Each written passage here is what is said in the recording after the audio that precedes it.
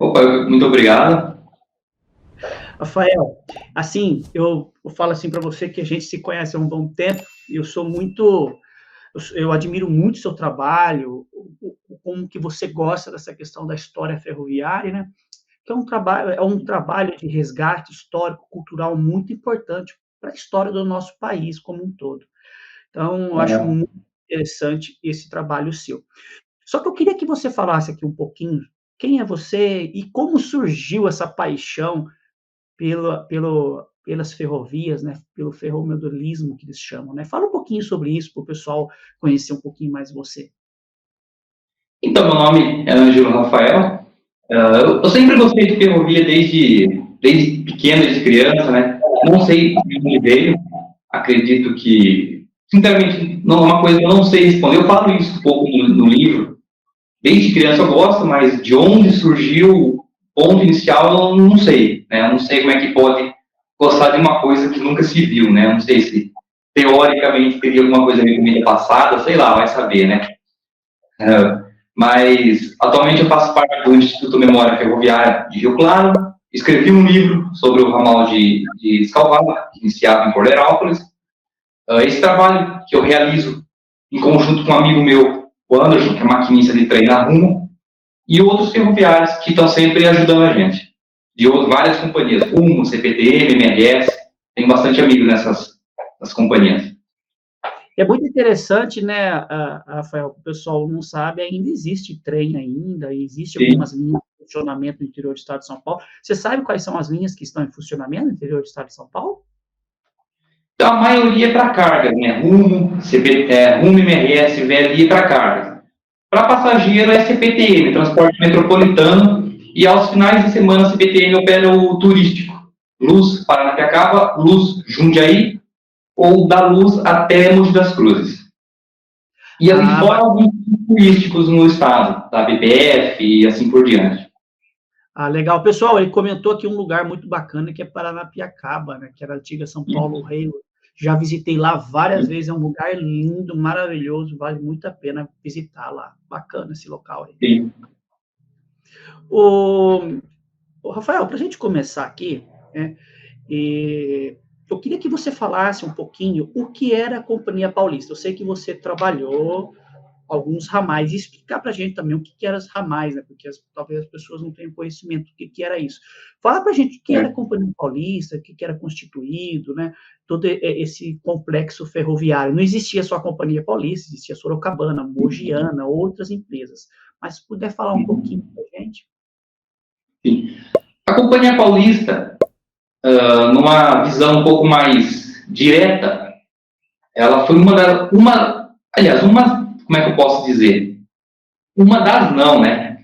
Foi a melhor ferrovia do Brasil, se não uma das melhores do mundo, inclusive na década de 50, ela foi considerada uma das melhores ferrovias do mundo, ficando atrás da Pennsylvania Railway dos Estados Unidos, porque ela competia com a América, competia com a Europa, em questão de pontualidade e prestação de serviço. Tá? A Companhia Paulista era uma coisa sem comparação. Acredito, na minha opinião, que até hoje, ferrovia nenhuma no Brasil conseguiu bater, nem vai conseguir bater o que foi a Companhia Paulista de Estradas de Ferro. Tá? Uma grande das características de ferrovias antigas era a prestação de serviço de qualidade, de uma certa maioria delas. Companhia Paulista, São Paulo Railway e assim por diante. A Paulista, a Companhia Paulista ela foi instituída por fazendeiros e cafeicultores da época, porque até então, a partir de 1867, com a inauguração da São Paulo Railway no trecho Santos-Jundiaí, qualquer tipo de produção de café, qualquer coisa, é claro que o forte era o café nessa época, mas produziam vários outros tipos de produtos, né? Mas qualquer coisa produzida no interior do estado de São Paulo teria que se dirigir até Jundiaí para descer para Santos de trem, pela São Paulo Railway. A São Paulo Railway ela ganha a concessão até a vila de São João do Rio Claro, atual município de Rio Claro. Porém, os administradores da São Paulo Railway, os ingleses, né, já satisfeitos com o enorme lucro que eles estavam tendo e viriam a ter durante quase 100 anos de concessão, né? Não chegou a dar 100, mas foi quase isso, mais ou menos, né? Porque qualquer coisa tinha que passar pelo São Paulo Railway na época, não tinha escolha. Então, vamos ficar só até a Jundiaí, porque, querendo ou não, tem que passar pela gente, né? E os fazendeiros da região do interior do estado de São Paulo, a gente tem que chegar até o trem, por que o trem tem que chegar até a gente, né? Com a inauguração da São Paulo Railway em 1867, os fazendeiros se viram sem escolha, porque a gente tem que ir até o trem, porque o trem não pode vir até a gente, né? Em 30 de janeiro de 1868, é dado viabilidade à construção de uma nova ferrovia em direção ao interior, sob gestão de Saldanha Marinho, então presidente da província do estado de São Paulo. É fundada a Companhia Paulista de Estradas de Ferro. O primeiro trecho da Paulista foi o trecho Jundiaí-Campinas, inaugurado em 1872, e daí para frente foram só havendo inaugurações, como em 1875 a linha já atingia São João do Rio Claro, em 1876 é iniciada as obras do ramal do Mogi Guaçu, no qual posteriormente viria a se tornar o ramal de Escalvado, foi linha-tronco durante o tempo, e assim por diante. É interessante, né, que a Companhia Paulista, ela foi uma empresa que ela chegou até nos rincões do interior do estado de São Paulo, né? Foi uma empresa ferroviária muito grande, né? Sim, ela tinha diversos ramais, a linha-tronco dela era extensa, tinha o tronco oeste, o tronco leste, né? Uma parte, grande parte eletrificada, outra parte não.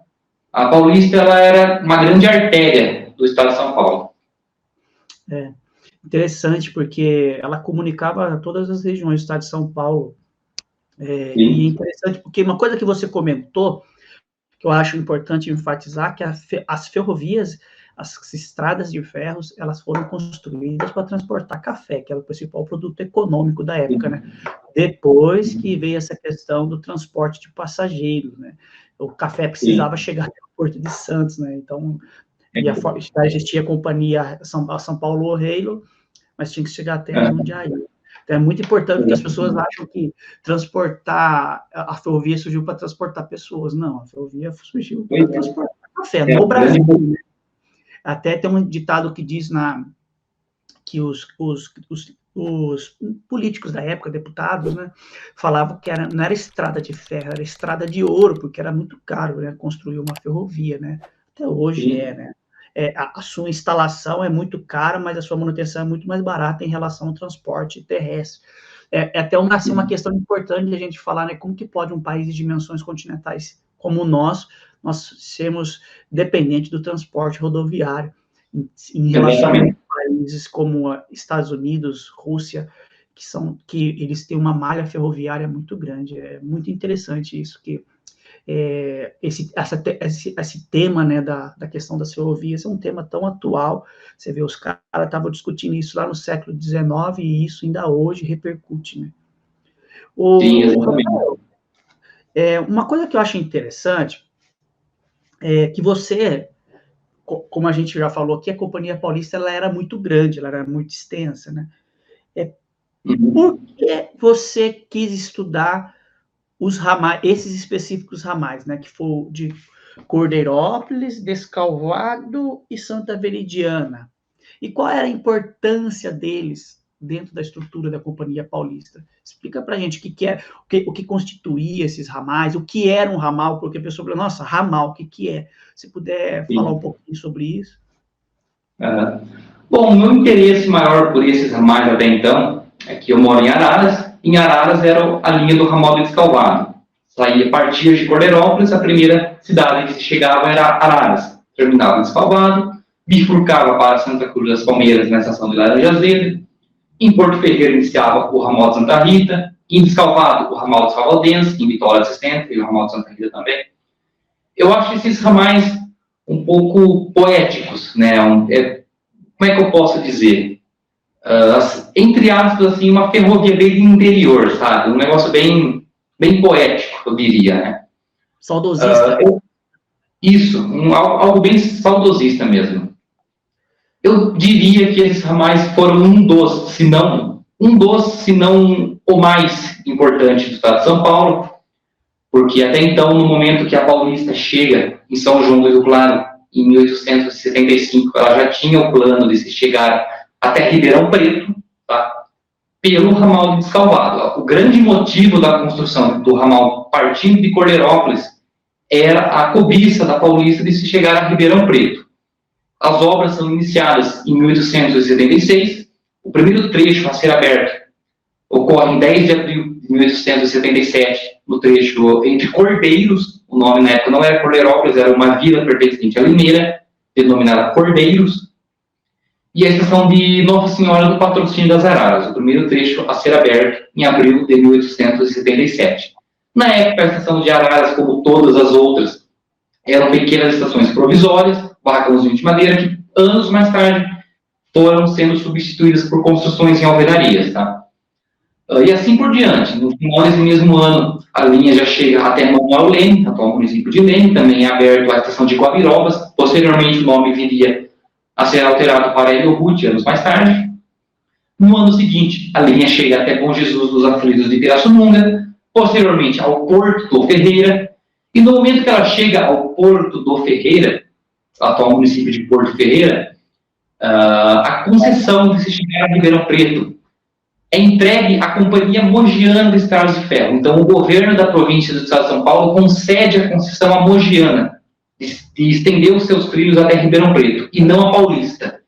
Então, todo o grande motivo da construção da ida até Ribeirão Preto acabou sendo que foi embargado no meio do caminho, né? A Paulista se vendo sem escolha parada no Porto Ferreira, né? Que posteriormente o nome foi alterado só apenas para Porto Ferreira, o município foi emancipado e tudo mais. Ela faz uma curva para o oeste, levando seus trilhos até a vila de Belém do Descalvado, tá? Um grande polo cafeiro na época. Ela chega a Descalvado em 1881, e a partir do momento que ela chega em Descalvado, passa a ser denominado a linha tronco da Companhia Paulista, o trecho Jundiaí-Descalvado, e o trecho Cordeirópolis-Rio Claro, o ramal. Tá? Fazendo uma pequena correção no que eu falei, antes mesmo dela se chegar a Porto Ferreira, ela já tinha a ideia de se chegar ao Belém do Descalvado. Tá? Teoricamente, a ideia da Paulista era chegar a Ribeirão Preto e construir um ramal até Descalvado, de Porto Ferreira a Descalvado, mas no final das contas, né, acabou se tornando uma linha principal no trecho Jundiaí-Descalvado nessa época. Isso duraria até o ano de 1916, onde, com o alargamento da bitola pós-Rio Claro, já alcança São Carlos, e o tronco da Paulista passa a ser Jundiaí-São Carlos, e o trecho Cordeirópolis-Descalvado volta a ser o ramal como no início. É muito interessante isso que você falou, Rafael, porque por que a Companhia Paulista ela queria chegar até Ribeirão Preto? Porque Ribeirão Preto é uma das maiores cidades produtoras de café do Brasil, até do mundo. Aqui no canal tem uma entrevista com um historiador que ele fala sobre a história de Ribeirão Preto. Caso alguém queira assistir depois, vou deixar o link aqui, ele fala sobre a história de Ribeirão Preto. Mas tem uma coisa muito interessante também, não sei se você já estudou sobre isso, que foi quando a Companhia Paulista ela não conseguiu essa concessão, porque era também questões políticas também, né? Concessão de construção de ferrovias. A Companhia Paulista iniciou uma companhia fluvial, né, que funcionou no Rio Mogi Guaçu. É muito interessante. Eu já li vários livros sobre isso daí, é um assunto que eu me apaixono muito, porque poucas pessoas têm conhecimento disso, que a Companhia Paulista fez transporte de pessoas e mercadorias pelo Rio Mogi Guaçu, chegava até próximo lá de Ribeirão Preto, então foi uma forma que ela utilizou para fazer o escoamento da produção de café dessa região e alcançar esses mercados.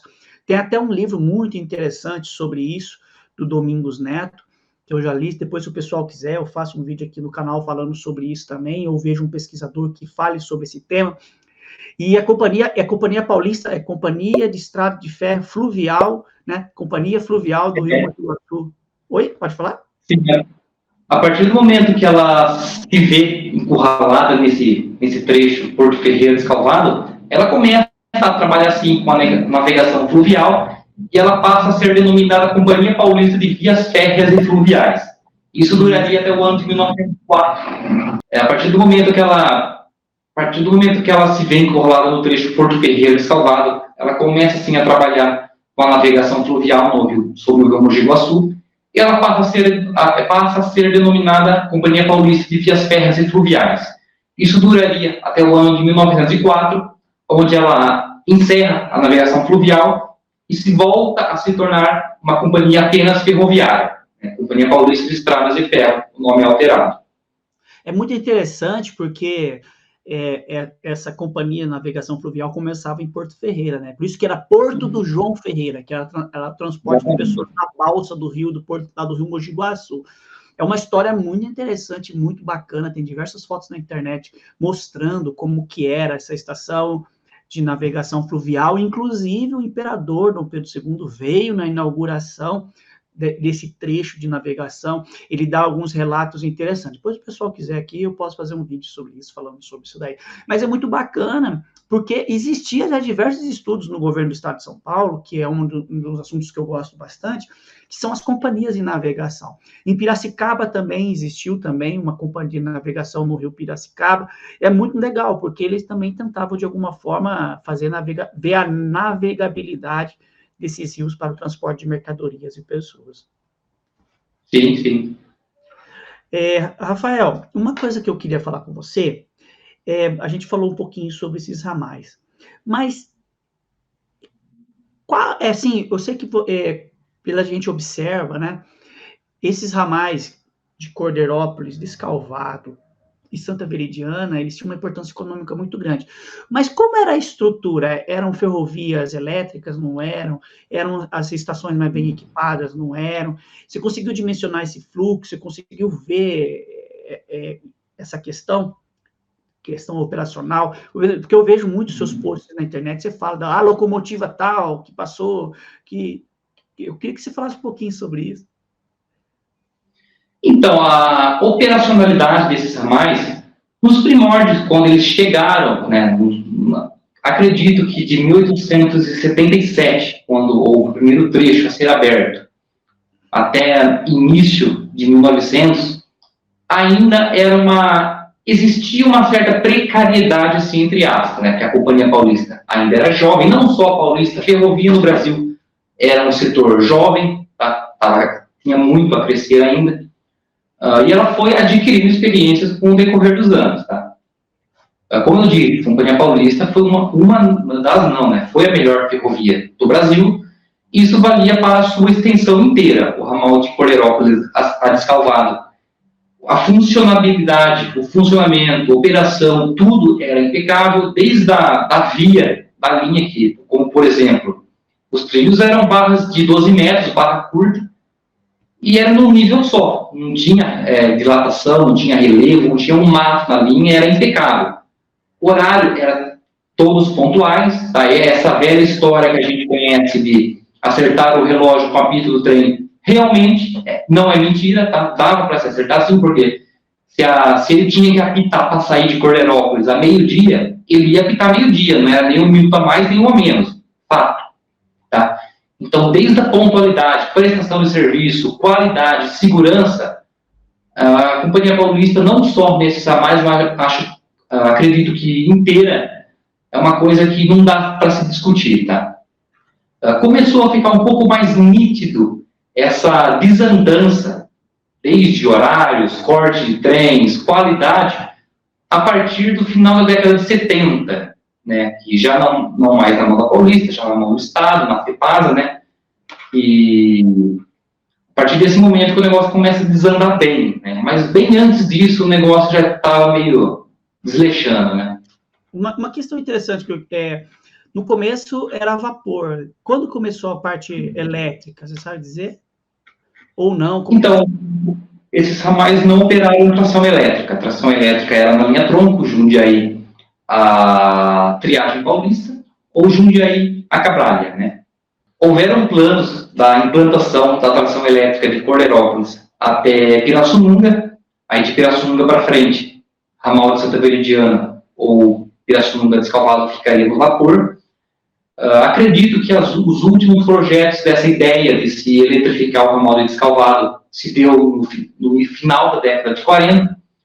Durante a década de 40, houveram planos de se eletrificar o ramal de Descalvado, no trecho Cordeirópolis a Pirassununga, porém esses planos foram abandonados, porque viram que havia mais viabilidade a dieselização e não a eletrificação. As primeiras locomotivas diesel... Oi? Não entendi. O quê? Desalinhação? A dieselização, implantação de locomotivas a diesel, diesel elétricas. A diesel. O início da dieselização da Companhia Paulista e desses ramais se dá no ano de 1951, com a chegada de 12 unidades das locomotivas RSC3 da fabricante Alco.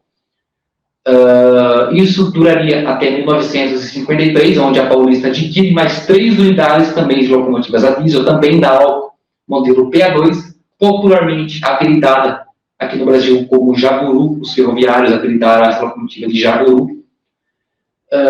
Acredito que até a década de 60, as Alco RS-3 ainda rodavam por esse ramal.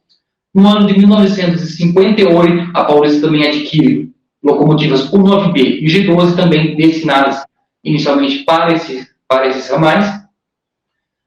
Mas até esse momento, locomotivas a vapor e diesel trabalhavam juntas, em conjunto nessas linhas. Nossa, que doideira. Então, por exemplo, os últimos trens foi década de 70 e ainda era ou a vapor ou a diesel, não tinha parte elétrica e tal.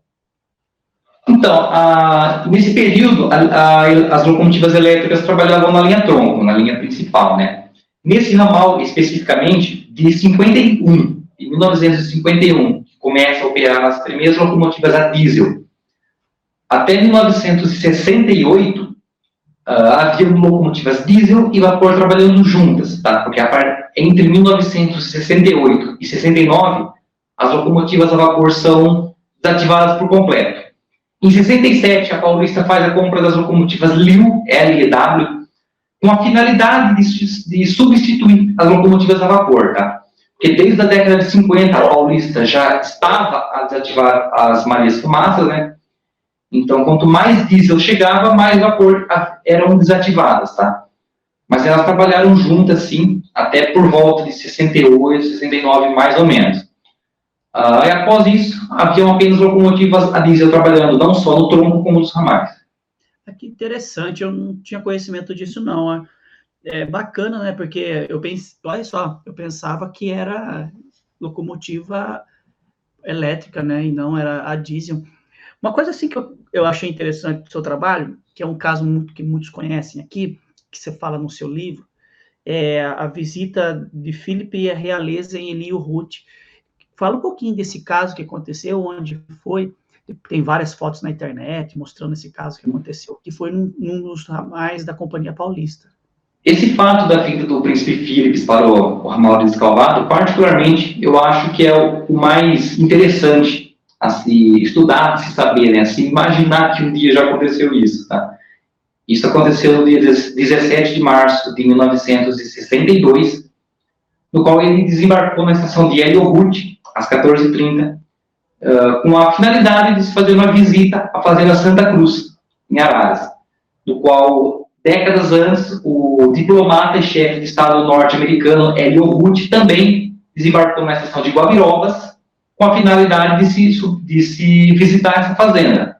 Nessa mesma época, houve a mudança do nome da estação de Guabirobas para Elio Ruth, porque ele desembarcou lá e tudo mais, e anos mais tarde, o Príncipe Philips desembarcaria na estação de Elio Ruth, conduzido por um trem especial da Companhia Paulista, na época já estatal, até a estação de Elio Ruth, que fez sua condução. Tá?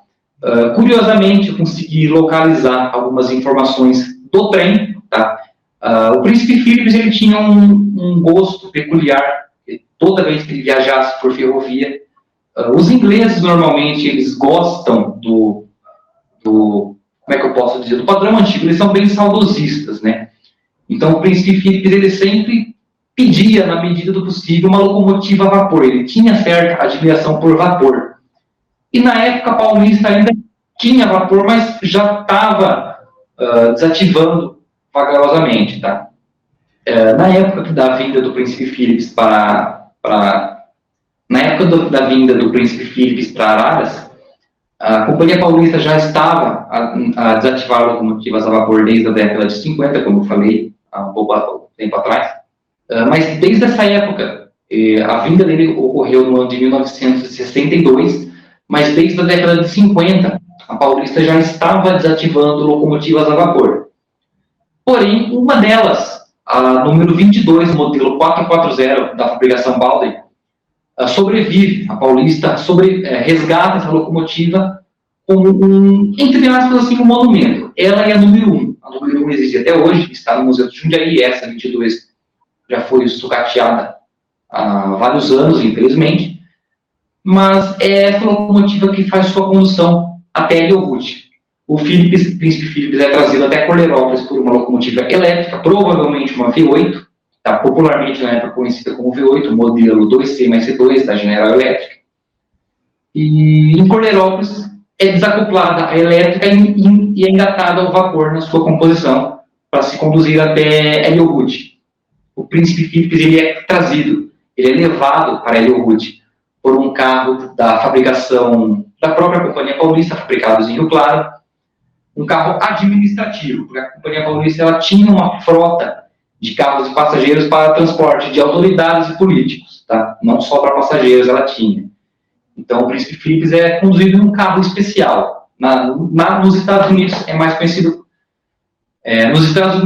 conhecido como carro presidencial, aqui conhecido como carro administrativo, tá? Inclusive, eu coloquei até no livro um pequeno relato do momento que ele chega em Corlerópolis. A estação de Corlerópolis estava lotada, entupida de gente, enquanto o pessoal da ferrovia fazia a manobra de desengatar a elétrica, engatar o vapor para seguir viagem. Ele fica na janela do carro, dando tchau, acenando para as pessoas, na estação de Corlerópolis, entupida de gente. Ele faz o desembarque na estação de Ilhéus às 14h30, dia 17 de março de 62, é conduzido por um jipe até a Fazenda Santa Cruz. Bacana. Pessoal tiver curiosidade aí, quiserem saber, tem diversas fotos na internet falando sobre esse caso, é muito bacana. E o que restou também dessa estação que hoje está abandonada, né? Rafael, no seu livro, você tem o último capítulo, você fala assim, do luxo ao lixo. Fala pra gente aqui um pouquinho, por que acabou a Companhia Paulista? Você estudando, por que acabou, um dos motivos que culminou para o fim da Companhia Paulista, e quando foram os últimos trens que passaram por esses ramais? É uma curiosidade que eu tenho. Sim. Então, muita gente tem o costume de falar que a Companhia Paulista, não só a Paulista, também passageira, as ferrovias do Brasil acabou na época da privatização e assim por diante, envolve política, envolve muita coisa, mas a ferrovia no Brasil já estava sendo destruída há muitos anos atrás, bem antes disso. Envolve bastante coisa. O primeiro deles, o grande motivo da ferrovia vir para o Brasil foi o café, e a partir da metade da década de 30, o café já não estava no auge como anos antes. Então, um dos motivos da vinda da ferrovia para o Brasil já não estava no topo. Envolve também a troca do trem pelo caminhão, a troca da ferrovia pela rodovia na década de 50. Mas desde essa época, a ferrovia já estava em déficit no Brasil, mas ainda não era nítido. Porque para uma ferrovia privada, na Companhia Paulista, por exemplo, desativar estação, trechos, qualquer coisa, havia de se ter uma autorização do governo do Estado, do governo federal, assim por diante. Passaria por um conselho, por uma aprovação. Então, era muito difícil desativar linhas e estações nessa época. No ano de 1957, o governo lança uma lei onde decretava que as companhias ferroviárias tinham autorização de desativar estações e linhas consideradas deficitárias. Então, a partir desse momento, o negócio começa a ficar um pouco mais nítido, tá? No qual entra a década de 60, tendo várias estações e ramais sendo desativados, como, por exemplo, o ramal de Santa Rita, o ramal Calvadense, as estações de Loreto, estação de Remanso e assim por diante. Então, a partir desse momento, acredito que começou a cair a ficha de muita gente, que o negócio ia acabar a qualquer momento, tá? Inclusive, um amigo meu, o pai dele foi ferroviário aqui em Araras. Esse amigo meu fala que o pai dele não deixou ele entrar na ferrovia porque ele já falava, isso aqui vai acabar. Isso na década de 60, 70, né? Que já estava vendo que o negócio estava desandando, né? Com Então, quanto mais o tempo passava, mais desandava o negócio. Tá? Termina a década de 60, tendo várias estações, pelo menos no ramal de Santa Veridiana e de Salvador, várias estações fechadas, rebaixadas para a parada. Só estavam abertas em funcionamento estações centrais, como Corderópolis, Araras, Leme e assim por diante. Estações intermediárias, estações rurais, né? Remanso, Hélio Ruth, Souza Queiroz, já estavam desativadas, rebaixadas para a parada, né? O que é uma estação ser rebaixada para a parada, ou parada, né? É onde o trem não existe, não há mais a obrigatoriedade do trem fazer parada em determinada estação. Então, o passageiro continua passando por ela, porém não existe mais parada obrigatória, né? É uma parada não oficial, tá? A década de 60, ela já entra tendo várias estações de ramais desativados. Em junho de 1961, a Companhia Paulista era encampada por parte do governo do estado de São Paulo, que já era entre aspas, assim, um sonho antigo do governo, que o governo alegava haver várias ferrovias no único estado, e realmente, Paulista, Mogiana, Sorocabana e assim por diante, eram várias companhias do único estado. Porém, o governo alegou falta de prestação de serviço, falta de qualidade. O governo alegou déficit da Paulista, com a desculpa, assim, entre aspas, para a estatização. Sendo que a Paulista nunca foi ruim. A Paulista nunca teve déficit, tá? Um dos grandes motivos da estatização da Paulista era porque a Mogiana já era estatal desde 1958, a Sorocabana já era estatal desde 1904, e a Estrada de Ferro Araraquarense também já era estatal desde o final da década de 50. E para conectar a Estrada de Ferro Araraquarense às outras, não teria como conectar mantendo a Paulista privatizada. Então, haveria de se estatizar. E, posteriormente, no ano de 1971, em 10 de dezembro de 71, todas essas companhias são passadas para domínio da Companhia Paulista. A Paulista absorve tudo, tá? Desde 67, a Mogiana já tinha domínio da São Paulo Minas e a Paulista já tinha domínio da Araraquarense. Mas em 71, dezembro de 71, a Paulista absorve tudo, tudo é passado ao CNPJ da Paulista e o nome Companhia Paulista de Estradas de Ferro é alterado para a Ferrovia Paulista S.A., a FEPASA. Tá? A FEPASA, ela entra no final de 1971, com uma visão específica nesses ramais. Ainda, né, no padrão Companhia Paulista, ainda estava um negócio meio considerável, perto do que viria a acontecer anos mais tarde, tá? Mas é claro, estações, a maioria já estava ativada, pátios já estavam desmanchados, horários de trens já estavam praticamente todos alterados, haviam mais trens mistos do que trens comuns, passageiro, carga e tudo mais, né? O número de trem misto nesse ramais aumentou esse período para frente. Não só nesse período, acredito que da década de 60 para frente o número de trens mistos aumentou muito. O trem misto é quando há carros de passageiros e vagões de cargas na mesma composição. É um meio de se cortar, né, entre aspas, horários dos trens de passageiros, né, o corte de horários. Né. Até final da década de 70, podemos dizer que a FEPASA ainda estava num padrão bom, né, não estava excelente igual era, mas estava bom perto do que viria a acontecer mais tarde. Tá? Em 1º de agosto de 76, é desativado os primeiros trens de passageiros nesses ramais.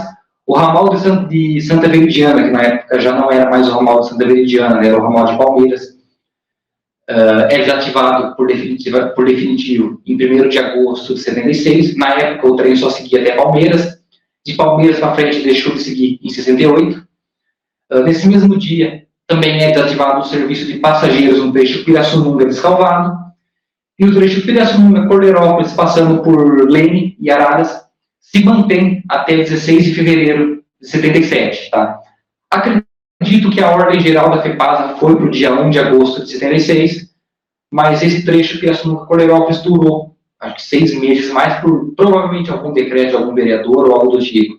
Mas, né, durou 6 meses e também foi erradicado por completo o serviço de passageiros. No ramal de Corderópolis e Descalvado, trens de carga se mantiveram até provavelmente entre 1991 e 90, 91. Até 85, segundo relatórios da FEPASA, até 85 ainda haviam pelo menos de 1 ou 2 trens por dia. Daí para frente começaram a minguar bastante, no qual chega até início da década de 90, tendo apenas de 1 a 2 trens por semana, né? Já era um número bem menor comparado a alguns anos antes. Pode-se dizer, assim, que o final da FEPASA, né, o fim da FEPASA foi década de 90, então, né, já minguando tudo, já, né, já... Até 90, 91 ainda haviam poucos trens cargueiros rodando por esse ramal. Porém, até 94, um fato muito curioso é o seguinte: a estação de Leme era considerada a sede do ramal, né? O pessoal da via permanente, mestre de linha, feitor, o pessoal que cuidava da via ficava sediado em Leme. Leme era a sede desse ramal. Então, até por volta do início de 94, o pessoal da via permanente ainda estava no ramal. Não havia mais trens, mas eles ainda estavam aqui. Inclusive, eu coloquei relatos no livro do pessoal que trabalhou na via, que eles faziam manutenção na linha, trocava dormente, limpava, trocava trilho e assim por diante, mesmo não tendo trem. Tá? A FEPASA mantinha essa ordem, né? Mesmo não havendo trens. Tá? Porém, um fato muito curioso, que mesmo depois de eu lançar o livro, fazer todas essas pesquisas, eu vim a descobrir que não está errado, tá? Mas um pequeno acréscimo. Eu falo no livro, e acabei de falar agora, que os últimos movimentos de trens foram por volta de 91, e até 94 o pessoal da via ainda estava aqui, mesmo não dando trem. Porém, eu me deparei com alguns relatos de algumas pessoas que dizem terem visto trens por volta de 94, 95 rodando por aqui. Tá? Acredito que pode ser sim, tá? Não vejo problema algum quanto a isso. Como, por exemplo, a CEAGESP, na região de Tupã, até 2010, 2011, a antiga LL esporadicamente levava alguns trens. Acredito que ocorria o mesmo aqui. Como, sei lá, por exemplo, 94, 95. Pode ser que, sei lá, nesse trilho de Araras precisava de lenha, de óleo diesel, batia no fio da FEPASA e a FEPASA trazia. Tá? Não vejo problema nenhum quanto a isso. No decorrer da década de 90, esporadicamente, um ou outro trem ter corrido, sim. Um cargueiro. Bacana, né? E a gente vê essas questões da ferrovia, dá uma saudade, né? Eu não cheguei a pegar trem funcionando em Leme, não. Eu lembro dos trilhos ainda, e lembro até hoje, quando tirou os trilhos lá em Leme, né? Acho que foi no final da década de 90. Desculpa, pode falar. Um fato curioso, você falou da retirada dos trilhos, acabei de lembrar agora. Também está no livro, um fato que eu abordo bastante. Até hoje, curiosamente, né? Até hoje esse ramal, tanto o ramal de Escalvado quanto Santa Veridiana, ele não é, atualmente o ramal de Escalvado e Cordeirópolis é Escalvado e o ramal de Santa Veridiana, contrário da teoria, na realidade não tem mais trilhos, a maioria das estações já foram desmanchadas, grande parte da via virou avenida, virou rua e etc. Está desativado. Porém, teoricamente, segundo o DENIT, a NTT, na teoria, esses ramais são considerados até hoje temporariamente fechados, não são considerados desativados. Por quê? Porque de 98 para 99, no início de 98, a FEPASA é federalizada, ela passa para o domínio da Rede Ferroviária Federal, Malha Paulista, e no 1º de janeiro de 99, o patrimônio da extinta FEPASA, já em mãos da rede, é passado para a iniciativa privada. A Ferroban, Ferrovia Bandeirantes, a Ferroban, ela pega o trecho até Araras, de Cordeirópolis a Araras. Ela nunca utiliza esse trecho, tá? Esse trecho nunca funciona pós-FEPASA, tá? Mas a Ferroban, a iniciativa privada, ela foi dona, ela teve domínio até Araras, tá? Mas tanto da FEPASA, da parte estatal, quanto da iniciativa privada, nunca houve uma ordem geral para o desmanche desse ramal. Então, esses ramais eles foram desmanchados ilegalmente, tá? Pelas prefeituras, por terceiros e assim por diante. Então, esse é um dos motivos que explica ele ser considerado temporariamente fechado até hoje, não desativado. É uma coisa interessante também, Ainda existe esses trilhos ainda, principalmente nas zonas rurais, ou acabou tudo? Você sabe? Não, 90% do ramal foi desmanchado, tá? 90% foi desmanchado. Ano retrasado, eu com o meu amigo Anderson, que é maquinista na Rumo, a gente conseguiu desenterrar 20 metros de linha aqui em Araras, tá? Acredito que muita gente viu, na época repercutiu bastante. Acredito que é um dos poucos que sobrou, né? Se sobrou 10 metros de linha enterrado no ramal inteiro, é muito, né? Porque ele foi completamente desmanchado, ilegalmente. Porque nunca houve uma ordem geral por desmanche dele, por parte do governo, iniciativa privada, nada. Mas uma questão também, existe estudos para viabilização, novamente, desses ramais, ou construção de ferrovias, você sabe me dizer? Então, atualmente, os trechos, leitos, né, a gente chama de leito, onde passava a via, pertencem à União, tá? O que é da União sempre vai ser da União. Tanto em área rural, em área urbana, né? Mas acredito que atualmente não esteja em nenhum estudo a reativação deles, tá?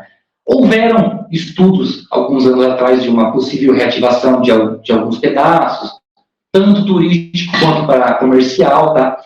Mas atualmente, que eu conheço, não há nenhum estudo para a reativação desses ramais, tá? Não acho impossível, tá? Mas acho um pouco difícil, porque grande parte já virou avenida, já virou área urbana. Aqui em Araras, por exemplo, a Nestlé colocou linha de energia onde era a linha, então grande parte já se modificou muito, né?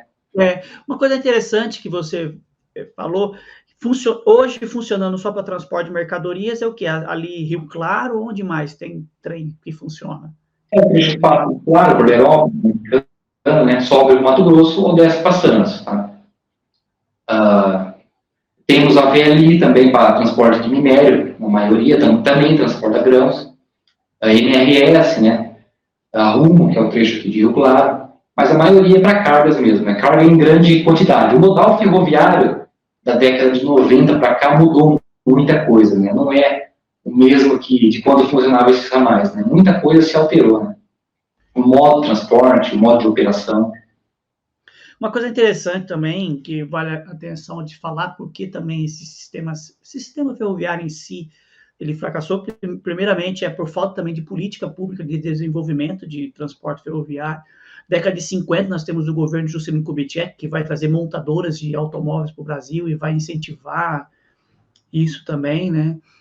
E também a flexibilidade, né? A concorrência do sistema ferroviário com o sistema rodoviário, não tinha como competir. Como a gente estava falando aqui, você tinha ainda locomotivas a vapor, não tinha como competir com outros meios de transporte. E também a gente tem a questão das bitolas, né? Não tinha uma junção intermodal muito fixa, né? A bitola, na época, foi uma grande briga ferroviária no Brasil, porque, por exemplo, a Companhia Paulista nesse ramal, a bitola do trilho, para quem não sabe, é a largura entre um trilho e outro, a largura do trilho. Aqui era larga, 1,60 m, e Companhia Mogiana, Sorocabana, São Paulo, Minas, a Araraquarense, no início, era da bitola estreita, de 1 metro. Então, um trem não conectava com a outra, pela diferença do tamanho do trilho, tá? Então, era uma briga enorme, porque, por exemplo, para sair de Corlerópolis e ir para Ribeirão Preto, você tinha que baldear na estação de baldeação, pelo ramal de Santa Cruz das Palmeiras. Então, era baldeação obrigatória, porque um trem não conectava com a via da outra, tá? Inclusive, foi um dos motivos da desativação do ramal de Santa Veridiana, essa questão da bitola, pelo menos o trecho Palmeiras até a estação de baldeação. O ramal de Santa Veridiana é um fato curioso, até fugindo até um pouco do que você perguntou, mas há certa conexão. O ramal de Santa Veridiana ele surgiu com a briga da Companhia Paulista e Mogiana por causa de bitolas, por causa da área. O ramal de Santa Veridiana ele surgiu pela briga da Paulista e Mogiana por causa das bitolas, por causa da área de concessão, a área de privilégio, né? Um dos motivos do surgimento do ramal de Santa Veridiana é para a Paulista não se perder cargas para a Mogiana, a Companhia Mogiana, e também um dos grandes motivos é que em Santa Cruz das Palmeiras existia, ou melhor, existe até hoje, a Fazenda Santa Veridiana, que deu o nome a esse ramal. Na época pertencente ao então conselheiro Antônio Prado. um dos grandes acionistas da Companhia Paulista, no qual anos mais tarde viria se tornar diretor-presidente da Paulista. Então você pensa, eu sou um dos grandes acionistas da Paulista, venho a me tornar diretor e tenho que chegar de trem na porta da minha casa com uma empresa concorrente à minha? Não, eu quero chegar na minha fazenda com o trem da Paulista. Então foi um pouco de coronelismo, né? Envolve vários fatores. Muito interessante esse adendo que você deu, essa questão do conselheiro Prado. E existe até hoje essa fazenda, é muito bonita, inclusive. Tem a situação dela fazenda. O Rafael, fala um pouquinho do seu livro e como que o pessoal pode encontrar ele. Então, meu livro, eu lancei ele ano passado, no dia 5 de setembro de 2023, que ocorreu o lançamento aqui em Araras, na seção de Araras. A segunda edição, ela tá para sair, tá? Eu estou para lançar um segundo livro de causos e histórias de antigos ferroviários. E com o lançamento do meu segundo livro, também sairá a segunda edição desse livro, com algumas alterações e correções de alguns erros de português, gramática, né? Nada muito explícito, assim, nada de conteúdo, nada, né? Para quem já adquiriu os exemplares da primeira edição, a segunda edição terá algumas alterações, mas nada que se perca, assim, entre aspas, né? Assim que sair, eu estarei divulgando nas minhas redes sociais, Instagram e Facebook. Bom, o lançamento do meu livro Um Trem para a Saudade ocorreu no dia 5 de setembro de 2023, aqui na estação de Araras. Brevemente, creio que sairá a segunda edição, tá? Estarei para lançar o segundo livro sobre causas e histórias de antigos ferroviários, tá? E quando sair o meu segundo livro, daqui a alguns meses, ainda não tenho certeza, estou para agendar data, agendar local, né? Ainda não confirmei, mas assim que sair o meu segundo livro, também sairá a segunda edição do Um Trem para a Saudade. E assim que sair, estarei divulgando nas minhas redes sociais, tanto no Instagram quanto no Facebook. Tá, ok. Pessoal, eu vou deixar depois aqui o Instagram, as mídias sociais e o e-mail, forma de contato para quem quiser adquirir o livro com o Rafael, tá bom? Vale a pena comprar aqui. E depois, qualquer coisa, eu vou ver com ele aqui se a gente consegue fazer um sorteio de um exemplar aqui nas mídias sociais. Rafael, eu quero te agradecer por você estar aqui no canal, compartilhando um pouquinho sobre a história da Companhia Paulista e dos ramais de Descalvado, Santa Veridiana e Cordeirópolis. É nostálgico esse assunto, o pessoal adora. E agradeço você por tudo aqui, tá bom? Opa, eu que agradeço a oportunidade, espero que tenham mais em breve. O que precisar pode contar comigo, fico muito contente em poder ajudar. E obrigado mais uma vez. Até mais, tchau, tchau. Até mais.